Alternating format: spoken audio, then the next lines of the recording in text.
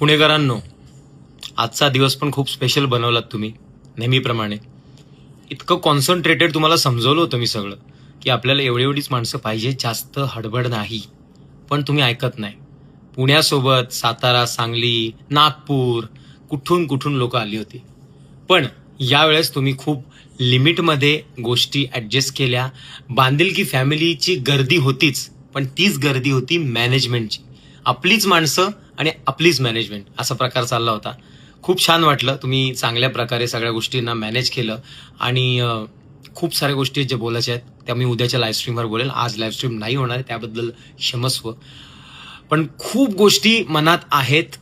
कधी कधी ते इमोशन्स असतात आणि ते इमोशन्स बाहेर येत नाही. खूप काही बोलायचं आहे तुमच्याशी. मला असं वाटतं ते स्ट्रीमवरच निघेल, पण जास्त मला एक्सप्रेस होता नाही येते. मी एवढंच बोलेन. धन्यवाद.